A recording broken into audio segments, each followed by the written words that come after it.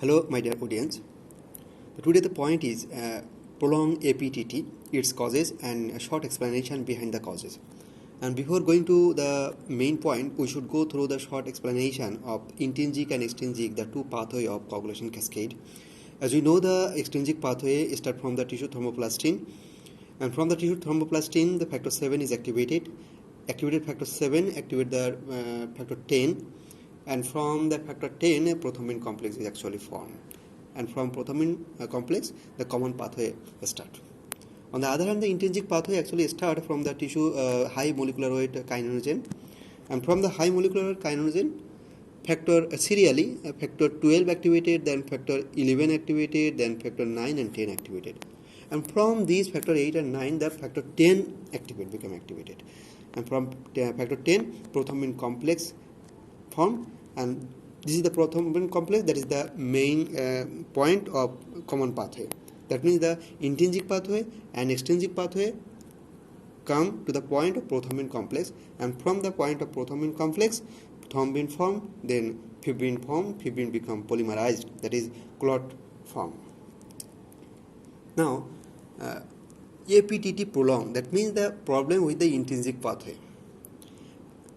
So, what is the problem with the prolonged APTT?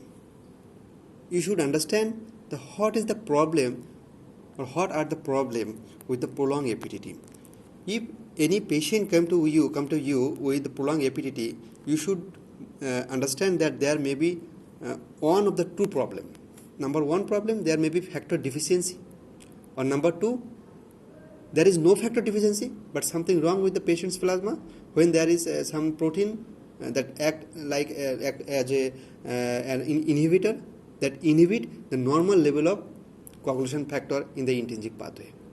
I repeat again, if there is any case of prolonged APTT, there may be factor deficiency, number one, and there may be no factor deficiency but any protein acting as inhibitor that inhibit the normal level of coagulation factor in the intrinsic pathway. Now, factor deficiency. The factor deficiency mainly we know this disease hemophilia. In hemophilia, factor 8, that is hemophilia A, and factor 9, that is hemophilia B, become deficient, and it is a X-linked recessive disorder. So due to deficiency of factor 8 or factor 9, that is the hemophilia, APTT goes up. The problem with this disease, von Willebrand disease, very difficult.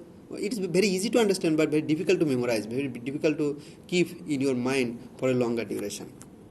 Easy to forget actually, as I think, easy to forget. Actually, what's the problem with this von Willebrand disease? In von Willebrand disease, the problem with the von Willebrand factor become deficient in or absent in von Willebrand disease. In von Willebrand factor is the factor, it is the protein on which actually the factor 8 or factor 9 binds.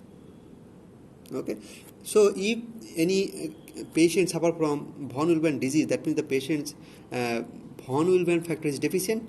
That means the patient's factor 8 or factor 9 or both are deficient a little bit. Mind it, the hemophilia is a gross problem, is a severe problem, maybe severe problem, but von Willebrand disease is not a severe, rather it is a minor problem, patient present with minor bleeding manifestation, and on the other hand, in the hemophilia patient present major bleeding manifestation. So von Willebrand disease, in fact, prolonged APTT due to factor deficiency, may be due to hemophilia or maybe due to von Willebrand disease. So when you going to assess a patient of hemophilia, you should assess that patient for von Willebrand factor, because that the patient who is supposed to be hemophilia A or hemophilia B, that patient may be von Willebrand disease. Mind it. And number two, the most important, the inhibitor. There may be something, some inhibitor protein acting as inhibitor that inhibit the factor acting in the intrinsic pathway. The clinical disease is antiphospholipid antibody syndrome. Sorry, in antiphospholipid antibody syndrome, actually what happened? In antiphospholipid antibody syndrome, as the name suggests, antibody is formed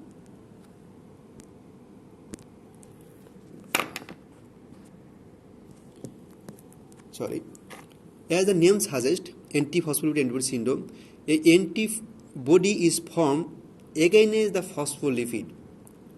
In intrinsic pathway, the most important another point is the phospholipid that act as a cofactor in the intrinsic pathway. So, if any antibody is formed against the phospholipid, that phospholipid will not act normally for the cascade of intrinsic pathway. So, presence of this antibody against the phospholipid will increase the APTT. So, this is all about the high level of APTT. Mind it. Thank you.